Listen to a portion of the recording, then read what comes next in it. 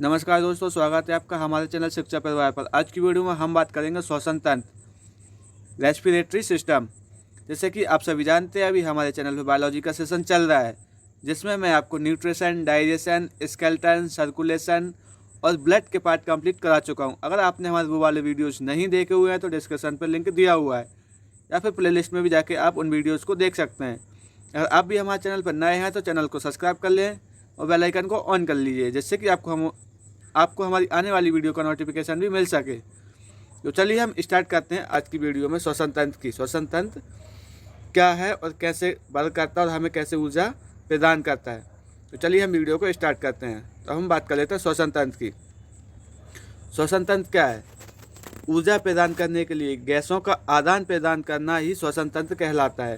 जैसे कि आप सभी जानते हैं, हम वायु से जब हम वायु लेते हैं तो वहाँ पे हमें कार्बन डाइऑक्साइड, नाइट्रोजन और ऑक्सीजन गैस, मतलब सभी गैसें हम इनहेल करते हैं। परंतु ऑक्सीजन जब हम लेते हैं, उसको छोड़ते हैं तो कम मात्रा में छोड़ते हैं, परंतु कार्बन डाइऑक्साइड जब हम लेते हैं तो उससे हम अधिक मात्रा में छोड़ते हैं। इसलिए हम बोलते हैं कि हम कार्बन डाइऑक्साइड गैस का छोड़ रहे हैं, और नाइट्रोजन जितनी लेते हैं हम उतनी ही छोड़ते हैं।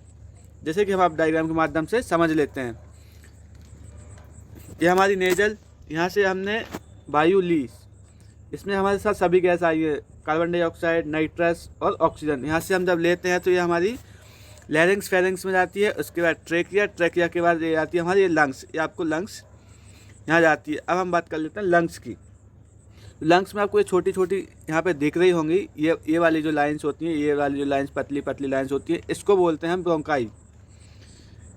और इसके अंतिम छोर पे जो गुच्छे पाए जाते हैं, ये वाले जो गुच्छे होते हैं, इसको बोलते हैं एल्वोलाई। तो अब हम बात कर लेते हैं एल्वोलाई की, जिससे हमें ऊर्जा प्राप्त होती है और वो हमारे ऑक्सीजन को कैसे ब्लड में सर्कुलेशन करती है। तो हम देख लेते हैं पहले एल्वोलाई को, श्वसन तंत्र की एल्वोलाई को। ये अगर आप एक एल्वोलाई को बड़ा करके देखेंगे तो इस टाइप की दिखेगी। किस टाइप की? इस टाइप की दिखेगी, जो आपको यहाँ पर डायग्राम दिख रहा है। ये हमारी एक एल्वोलाई होती है। अब हमने सभी गैसों का इनहेल करा, तो उसमें हमारी जो सबसे ज़्यादा मात्रा में हमने सभी गैसें जो ली हैं, उसमें से जो ऑक्सीजन होती है वो हमारे एल्वोलाई में जाके, लंग्स में जाके, लंग्स के एल्वोलाई वाले भाग में जाके जो सब इसके नीचे ब्लड फ्लो होता रहता है। यहाँ पे आप देख सकते हैं इसके नीचे ये ब्लड फ्लो हो रहा है। तो ये ऑक्सीजन ब्लड में चिपक कर हमारे शरीर के सभी अंगों तक जाती है, और जहाँ जहाँ तक जाती है वहाँ से ग्लूकोज के साथ क्रिया करके, यहाँ पे आप देख सकते हैं ये लंग्स, ये हमारी ऑक्सीजन, ये हमारी ये ब्रोंकाई। फिर इसमें जो हमारी ऑक्सीजन चिपक गई है साथ में, और ये हमारी सभी ऑर्गन्स तक जा रही है। और जिन जिन ऑर्गन्स तक जाती है वहाँ ये ग्लूकोज से क्रिया करती है और हमें क्या प्रदान करती है? ऊर्जा प्रदान करती है। यहाँ पे आप देख सकते हैं ग्लूकोज से जब ऑक्सीजन की क्रिया होती है तो हमें ऊर्जा प्रदान होती है और कार्बन डाइऑक्साइड गैस रिलीज होती है। तो यहाँ पे आप देख सकते हैं ये कार्बन डाइऑक्साइड गैस रिलीज हो रही है, मतलब कि आउट हो रही है। ये जो एल्वोलाई जो नीचे वाला भाग होता है जिसमें ब्लड फ्लो होता है, उसको बोलते हैं कैपिलरी। कैपिलरी जैसे कि मैंने आपको बताया था, ये शिरा और धमनियों को जोड़ती है, उसको कैपिलरीज बोलते हैं। तो चलिए हम आगे बात कर लेते हैं श्वसन तंत्र के अंग। जीवों में कौन कौन से जीव किस किस अंग से या कौन से अंग से श्वसन करते हैं। जैसे कि हम बात कर लेते हैं पहले मत्स्य, जिससे मछली आती है, तो वो कौन से अंग से श्वसन करती है? गिल्स से।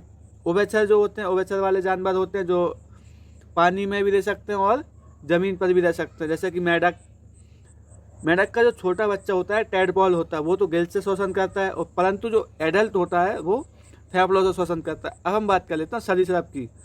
सरीसृप वह होते हैं जो रैंक कर चलते हैं, जैसे कि छिपकली, मगरमच्छ, ये सब भी कहाँ से श्वसन करते हैं? फेफड़ों से श्वसन करते हैं।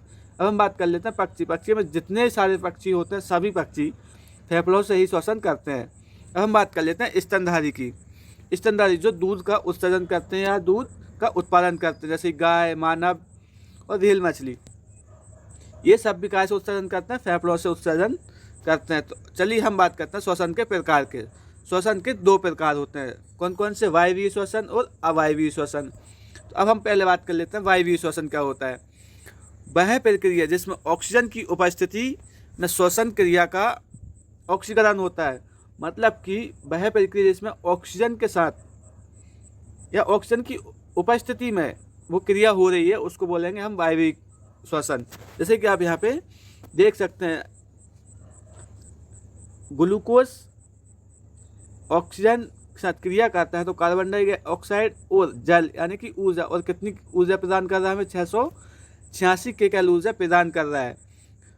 कोशिकीय श्वसन में ग्लूकोज के एक अणु में पाइरुविक अम्ल के 2 अणु के निर्माण की प्रक्रिया को ग्लाइकोलाइसिस बोलते हैं। क्या बोल रहा है, जो कोशिकीय श्वसन में ग्लूकोज के एक अणु से पाइरुविक अम्ल के 2 अणुओं के निर्माण की प्रक्रिया को ग्लाइकोलाइसिस प्रक्रिया कहते हैं। ग्लाइकोलाइसिस प्रक्रिया क्या होती है, कहाँ संपन्न होती है, कोशिका द्रव्य में संपन्न होती है। जहाँ कोशिका द्रव्य होता है वहीं संपन्न होती है। क्रेब्स चक्र पाइरुविक अम्ल के ऑक्सीकरण से ऊर्जा कार्बन डाइऑक्साइड तथा जल से प्राप्त होती है। हमें ऊर्जा कब प्राप्त होती है, जब कार्बन डाइऑक्साइड गैस रिलीज होती है।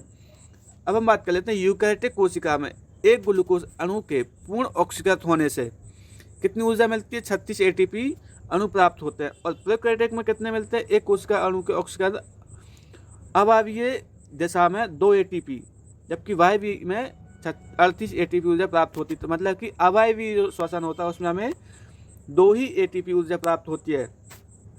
जो माइटोकॉन्ड्रिया होता है उसमें वायवीय श्वसन होता है क्योंकि वह ऑक्सीजन की उपस्थिति में होता है। ऑक्सीजन की अनुपस्थिति में माइटोकॉन्ड्रिया में श्वसन होता है। अब हम बात कर लेते हैं वायवीय श्वसन के प्रकार। इसके 3 प्रकार होते हैं। 3 प्रकार कौन कौन से होते हैं, एक्सटर्नल, इंटरनल और सेलुलर रेस्पिरेशन। तो पहले हम बात कर लेते हैं एक्सटर्नल की, जो बाहर होता है। जैसे कि हमने बाहर सबसे पहले नाक से या मुंह से सांस ली तो उसके साथ कौन कौन सी गैस आई, कार्बन डाइऑक्साइड, नाइट्रोजन और ऑक्सीजन। तो जो गैसों का आदान प्रदान होता है कार्बन डाइऑक्साइड और ऑक्सीजन का, कार्बन डाइगैस और ऑक्सीजन का जो आदान प्रदान हो रहा है उसी को बोलते हैं हम एक्सटर्नल रेस्पिरेशन। अब हम बात कर लेते हैं अंतर श्वसन या इंटरनल श्वसन की। रुधिर तथा ऊतकों में कोशिका के बीच में जो ऑक्सीजन और कार्बन डाइऑक्साइड का आदान प्रदान हो रहा है उसे बोलते हैं इंटरनल रेस्पिरेशन। जब हमने ऑक्सीजन गैस और कार्बन डाइऑक्साइड गैस को अंदर ले लिए, जो हमारी कोशिका में उनका आदान प्रदान हो रहा है ऑक्सीजन और कार्बन डाइऑक्साइड का, वहाँ पे ऑक्सीजन गया और ग्लूकोज से क्रिया करी तो वहाँ से क्या रिलीज करेगा, कार्बन डाइऑक्साइड गैस रिलीज करेगा। तो क्या आदान प्रदान हुआ, कार्बन डाइऑक्साइड अंदर गई और ऑक्सीजन अंदर गई और कार्बन डाइऑक्साइड गैस बाहर आई। इसको बोलेंगे हम अंतर श्वसन। अब हम बात कर लेते हैं कोशिकीय श्वसन की। कोशिका में ईंधन पदार्थों का ऑक्सीकरण तथा ऊर्जा का एक उत्पादन है जो कि ग्लूकोज। कोशिका का श्वसन होता है वो कैसे होता है, एक ग्लूकोज को कोशिका का ईंधन कहते हैं। जो कोशिका का श्वसन होता है वो ग्लूकोज के ईंधन के द्वारा होता है।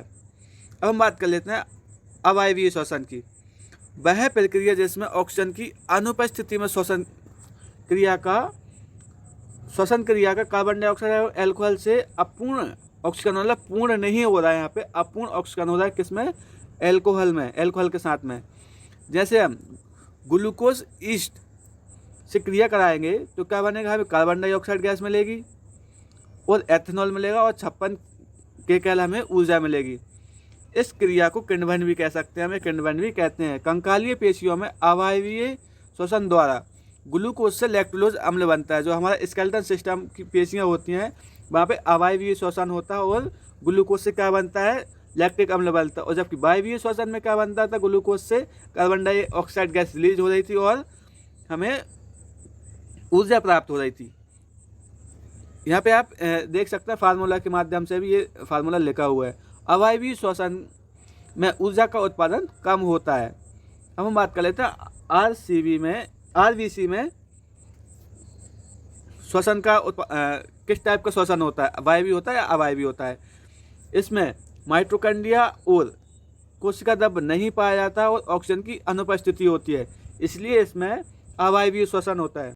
तो फ्रेंड्स, श्वसन तंत्र का यहाँ पे चैप्टर फिनिश हो गया। अगली वीडियो में हम बात करेंगे नेक्स्ट टॉपिक के बारे में। अगर वीडियो अच्छा लगा हो तो लाइक करें, शेयर करें और चैनल को सब्सक्राइब कर लें। मिलते हैं नेक्स्ट वीडियो में। Thanks for watching.